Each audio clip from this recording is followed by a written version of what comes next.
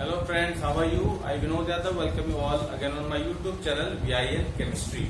मैं आज भी 11th क्लास का टॉपिक डिस्कस करूंगा। चैप्टर का नाम जैसे लिखा हुआ है chemical bonding and molecular structure. तो आज का मेरा लेक्चर 10th रहेगा और 10th के कई सारे पार्ट्स आपके सामने आएंगे, 3 या 4 या 5 भी हो सकते हैं। टॉपिक सब में एक ही रहेगा, हाइब्रिडाइजेशन। बड़ा इंपॉर्टेंट टॉपिक है और बेहद आसान टॉपिक है, कोई मुश्किल नहीं है। यहाँ से क्वेश्चन आना ही आना होता है, खासकर कंपटीशन एग्जाम में तो आता ही, पूछा ही जाता है। जहाँ भी केमिस्ट्री दी जाएगी कंपटीशन एग्जाम में, वहां पे इस टॉपिक से क्वेश्चन पक्का उठाया जाता है। ठीक है जी। आप पहले आपको समझना पड़ेगा कि ये टॉपिक है क्या चीज। देखो ये तो वर्ड है हाइब्रिडाइजेशन, ये हम कहाँ पढ़ते हैं बेसिकली, इसे हम बायोलॉजी में पढ़ते हैं। कहाँ पढ़ते हैं? बायोलॉजी में पढ़ते हैं। जब दो अलग अलग ब्रीड की नस्लों को मिलाया जाता है तो तीसरी जो जीवन आपके सामने आता है उसे कहते हैं हाइब्रिड है। तो ऐसे कुछ चक्कर यहाँ भी है। बोले सर अभी यहाँ क्या चक्कर हुआ? हाइब्रिडाइजेशन का बिल्कुल चक्कर है। देखिए एक एग्जांपल के थ्रू समझाता हूँ आपको, समझिएगा। सपोज करो मैं मीथेन से समझा देता हूँ। देखो सबसे आसान एग्जांपल है मीथेन। मीथेन का जो स्ट्रक्चर आप सबने बनाया होगा वो कुछ ऐसा बनाया होगा, या सीधा बेसिक के हिसाब से बॉन्ड बना लेते हैं टेट्राहेड्रल शेप में। तो ये सब चीजें आपको आ गई होंगी। ठीक है। अब देखो यहाँ देख रहे हो कि सेंट्रल एटम कार्बन है। सेंट्रल एटम क्या है? कार्बन है। और कार्बन के साथ 4 बॉन्ड 4 हाइड्रोजन बना रहे हैं। आप जरा इन बॉन्ड का नेचर चेक करते हैं, देखिए वहीं से कंसेप्ट क्लियर हो जाएगा आपको। सेंट्रल एटम कार्बन है, 6 एटॉमिक नंबर है, 2 4 4 ऐसे वैलेंस इलेक्ट्रॉन, 4 के ऐसे वैलेंस इलेक्ट्रॉन से, यानी ये इलेक्ट्रॉन पार्टिसिपेट करेंगे बॉन्डिंग के अंदर। ये कहाँ पे है? 1s2 2s2 और 2p2, ये है 4। खोल के लिखते हैं। s में 2 इलेक्ट्रॉन है और p में 3 ऑर्बिटल है और 2 इलेक्ट्रॉन है। p के अंदर 3 ऑर्बिटल होते हैं। ठीक है। अब ये जो स्टेट है कार्बन की, जब कार्बन अकेला था ग्राउंड स्टेट में, यहाँ बॉन्ड 2 ही बना पा रहे हैं। ये तो बनाएगा नहीं, पेड़ ऑलरेडी। तो उसने कहा गया अगली स्टेप पे कि यहाँ से इलेक्ट्रॉन एक्साइट होके यहाँ चला जाएगा तीसरे पी ऑर्बिटल के अंदर। ठीक है। उसके बाद आपके 4 H के s ऑर्बिटल्स आएंगे, आराम से बॉन्ड बना सकते हैं। एक इसके साथ बन जाएगा, एक इसके साथ बन जाएगा, एक इसके साथ बन जाएगा और एक इसके साथ बॉन्ड बन जाएगा। 4 बॉन्ड आपने दिखा दिया और 4 सिग्मा बॉन्ड है। ठीक है जी। तो देखिए एक बात देखो जरा, यहाँ पे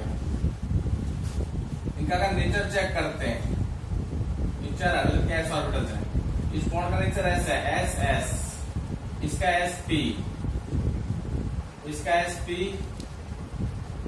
इसका sp। तो यहाँ क्या देख रहे हैं? जो 3 बॉन्ड है इनका नेचर तो एक जैसा है, सेम है, ये तो कोई दिक्कत नहीं है। sp sp sp sp, ये अलग है, ये अलग है, इससे अलग है, डिफरेंट है। 3 बॉन्ड एक के जैसे हैं, एक बॉन्ड डिफरेंट है। तो ये सिद्ध करता है कि 3 बॉन्ड की बॉन्ड लेंथ और बॉन्ड एनर्जी सेम होनी चाहिए, इससे तो अलग होनी चाहिए। लेकिन स्पेक्ट्रोकेमिकल मेथड्स ने बताया है कि चारों के चारों बॉन्ड, चारों सी, चाहे ये बॉन्ड हो CH, चाहे ये हो, चाहे ये हो, चाहे ये हो, सबकी बॉन्ड लेंथ और बॉन्ड एनर्जी बराबर है। तो फिर दिमाग में आया कि भाई बॉन्डिंग बनने से पहले, मतलब साइड वाला एटम के साथ बॉन्डिंग करने से पहले जो सेंट्रल एटम के जो ऑर्बिटल्स हैं, ये अपना नेचर एक करते होंगे, अपना नेचर एक करते होंगे। ठीक है। तो अपना नेचर एक करने का मतलब क्या है? ये अपनी आइडेंटिटी खो देते हैं, इंडिविजुअल आइडेंटिटी, और एक नई आइडेंटिटी एक्वायर करते हैं और नए तरह के ऑर्बिटल्स बनते हैं आपके। उन्हें कहते हैं हाइब्रिड ऑर्बिटल्स। क्या कहते हैं? Hybrid orbitals. इसका कार्बन के चारों शामिल होने हाइब्रिडाइजेशन के अंदर। ठीक है जी। तो यानी कि आप कह सकते हैं hybrid orbital plus s, hybrid orbital plus s, hybrid orbital plus s, hybrid orbital plus s। इससे ज्यादा नेचर एक हो गया। तो यहीं से प्रारंभ आई आपकी हाइब्रिडाइजेशन। बात आगे समझ में आ गई होगी। अगर हाइब्रिडाइजेशन को डिफाइन करते हैं तो हम कह सकते हैं भाई it is the mixing of valence orbitals of central atom. It is a mixing of valence orbitals of central atom before the central atom makes bonds with adjacent atoms. Adjacent atoms होते हैं जो side में जो atoms हैं उनके साथ bond बनाने से पहले सेंट्रल एटम के जो वैलेंस ऑर्बिटल्स हैं वो आपस में मिक्स हो जाते हैं नई तरह के ऑर्बिटल्स बनाने के लिए जिन्हें हम कहते हैं हाइब्रिड ऑर्बिटल्स। अब 11th क्लास के अंदर जो हाइब्रिडाइजेशन हमने पढ़नी है वो कौन कौन सी पढ़नी है वो पहले समझ लीजिए। sp3 sp2 sp dsp2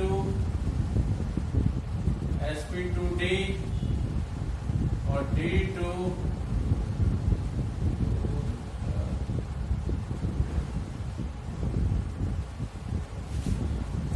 और है sp3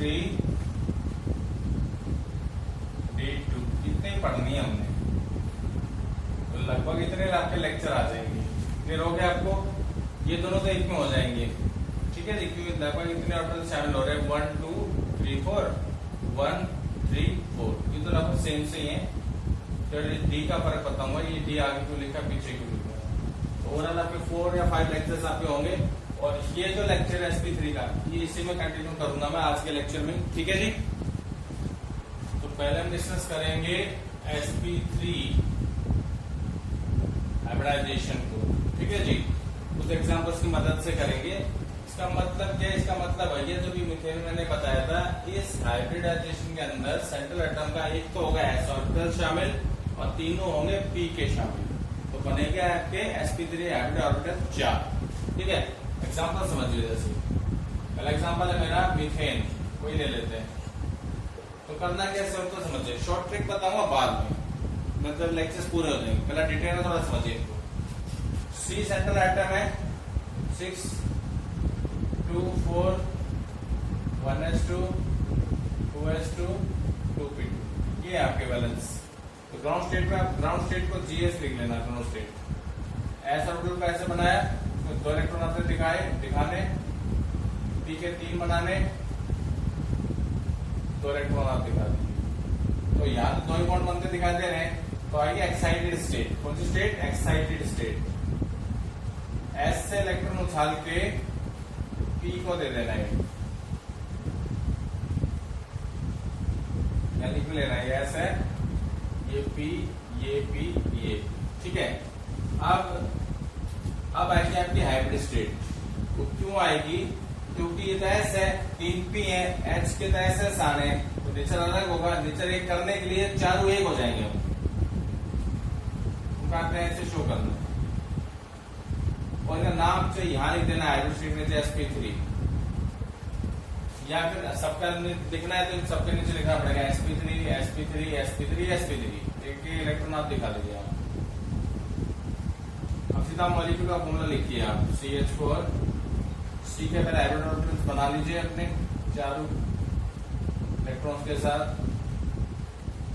और एक इलेक्ट्रॉन आएगा हाइड्रोजन का, उसे आप एंटीक्लॉकवाइज दिखा देंगे।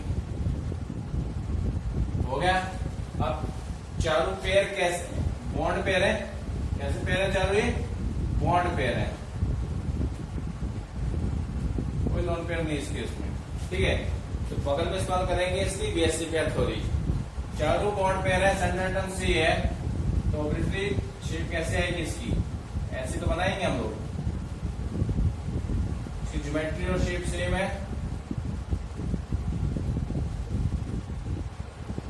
कौन सी है? टेट्रा खत्म, मीथेन खत्म, ठीक है जी। अगला एग्जांपल देखिए, अमोनिया को ले लेते हैं NH3 को।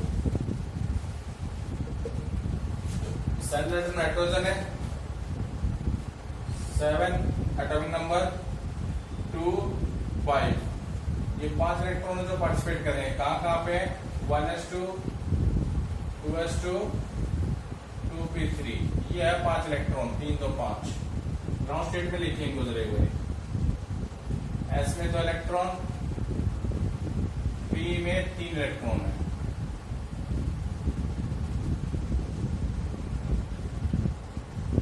ठीक है जी।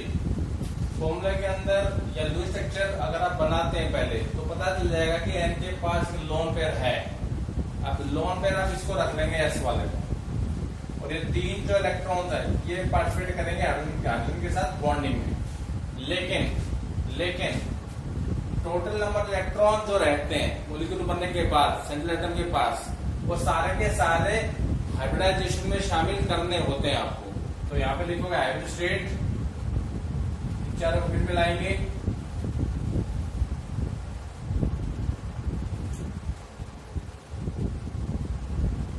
चारों मिले इसलिए होगी sp3। ठीक है जी। अब सीधा मॉलिक्यूल को लिख दो NH3। एन के सेंट्रल एटम के बनाओ पहले हाइड्रोजन जो आपने बनाए थे अभी। एक लोन पेयर है, एक सिंगल इलेक्ट्रॉन एन का है, एक क्या गया हाइड्रोजन का। अब यहाँ बता देना ये वाला जो है आपका, ये था आपका लोन पेयर। कौन सा ये लोन पेयर, और ये 3 कैसे हैं, ये आपके बॉन्ड पेयर्स। कौन से पेयर्स हैं, बॉन्ड पेयर्स। अब इसकी ज्योमेट्री वगैरह बनाते हैं। टोटल पेयर तो 4 ही हैं। एन के पास एक तो है लोन पेयर, उसे ऊपर दिखा देंगे, और 3 क्या दिखाएंगे आप, बॉन्ड पेयर्स। तो यहाँ पे ज्योमेट्री क्या है, टेट्राहेड्रल, और शेप कौन सी है ये है पिरामिडल। कौन सी शेप है, पिरामिडल। क्लियर हो गया। अगला एग्जांपल लेते हैं, मान लो वाटर को ले लेते हैं, इसको ले रहा हूं वाटर को। और अगर आप रफ स्ट्रक्चर बनाना जानते हैं, लूज स्ट्रक्चर का पता चलेगा, उसके पास 2 लोन पेयर और 2 है बॉन्ड पेयर। तो सेंट्रल एटम तो वही है आपका 8 2 6। ये 6 पार्टिसिपेट करने वाले हैं, 1s2 2s2 और 2p4। ये है वो 4। तो ग्राउंड स्टेटमेंट को लिख लेंगे पहले हम लोग। एस में 2 इलेक्ट्रॉन, पी में 4 इलेक्ट्रॉन। इस तरीके से ये ऐसा है, ये 3 क्या है, पी है। ठीक है जी। अब यहाँ पे कोई कंडीशन है फॉर्मूला के हिसाब से, तो स्ट्रक्चर के हिसाब से 2 बॉन्ड पेयर 2 लोन पेयर, तो दोनों लोन पेयर को शामिल करना पड़ेगा आपको। किसमें, हाइब्रिड स्टेट के अंदर। तो चारों कंबाइन होंगे हाइब्रिडाइजेशन में। तो हो गए आपके लोन पेयर, एक इलेक्ट्रॉन, और ये हो गया आपका sp3। ये चारों क्या है, sp3 हाइब्रिड ऑर्बिटल्स हैं। अब सीधा फॉर्मूला लेके पानी का, कुछ नहीं करना कौन है, इन हाइब्रिड ऑर्बिटल्स को आप लिख लीजिए आराम से, पहले कोई दिक्कत नहीं।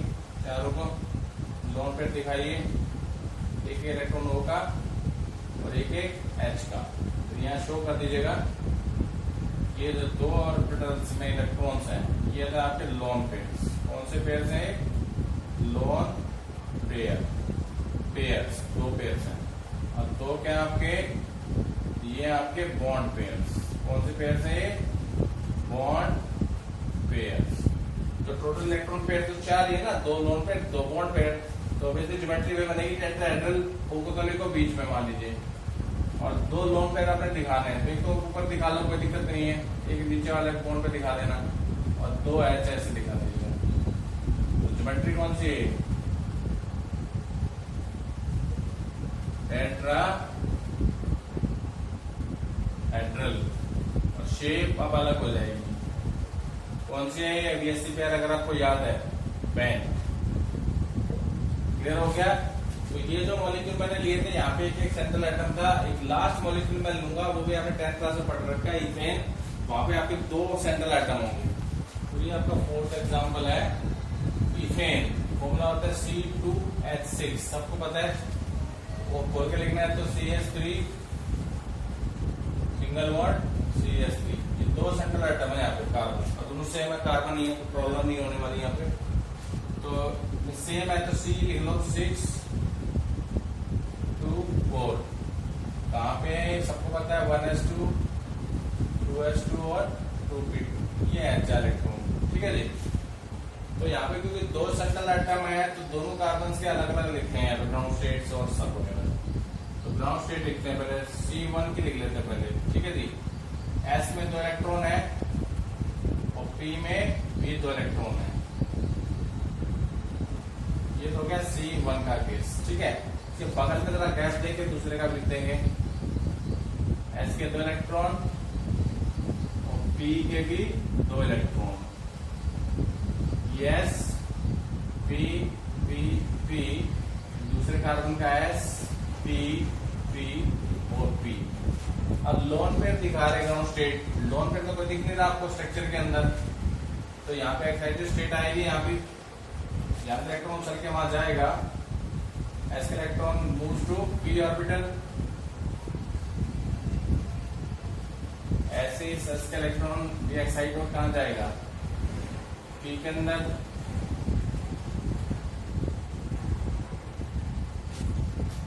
अब एक कार्बन को उठा के देखिए जरा, 3 तो S के साथ बना रहा है, C के साथ बना रहा है, तो इसके अंदर अब नेचर सेम है लगभग, बट नेचर कहाँ अलग हुआ, कार्बन कार्बन बॉन्ड लेंथ अलग हो सकती है CS के मुकाबले। और हैवी स्टेट में आप सबको कंबाइन करेंगे, 4 तो इसके कंबाइन कर दीजिएगा,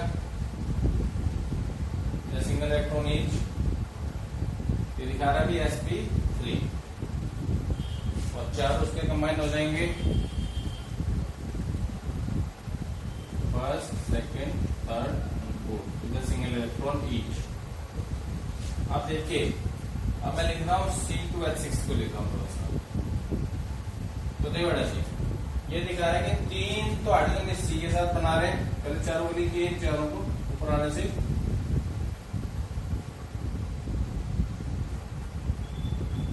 और 3 हाइड्रोजन दे दीजिए, ठीक है। इसमें एक इलेक्ट्रॉन रखिए अपना, यहां भी ऐसे कीजिए, 4 बनाइए और एक इलेक्ट्रॉन दीजिए पहले ऊपर से, और एक दीजिए आप हाइड्रोजन। अब ये जो कार्बन कार्बन तो बॉन्ड बना रहा है, तो इस कार्बन के हाइब्रिड ऑर्बिटल इस कार्बन के हाइब्रिड ऑर्बिटल से कंबाइन हो रहा है। ये वाला इलेक्ट्रॉन वाला ऑर्बिटल जो सिंगल इलेक्ट्रॉन है इसके साथ कंबाइन हो रहा है, और ये क्या बना रहा है, कार्बन कार्बन सिग्मा बॉन्ड। आगे होगी बात समझ में आपको। तो इससे क्या सिद्ध हुआ कि मीथेन के अंदर भी जो कार्बन की जो हाइब्रिडाइजेशन है वो क्या है आपकी sp3, क्या है sp3, उसकी ज्योमेट्री पर टेट्राहेड्रल नहीं मानी जाएगी। कैसे, एक पोर्शन को लेते हुए चलेंगे अगर हम, ठीक है। बस 2 दिखा देते, दोनों को हम ऐसे दिखा देते हैं,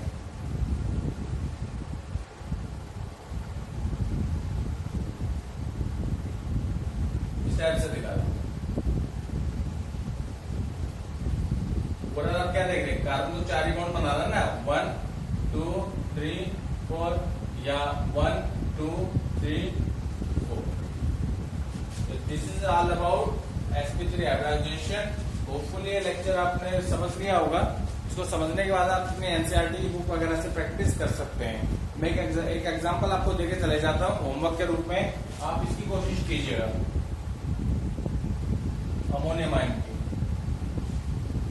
ये भी आपको क्या शो करेगा, ये भी शो करेगा आपका sp3 हाइब्रिडाइजेशन ही शो करेगा, ठीक है।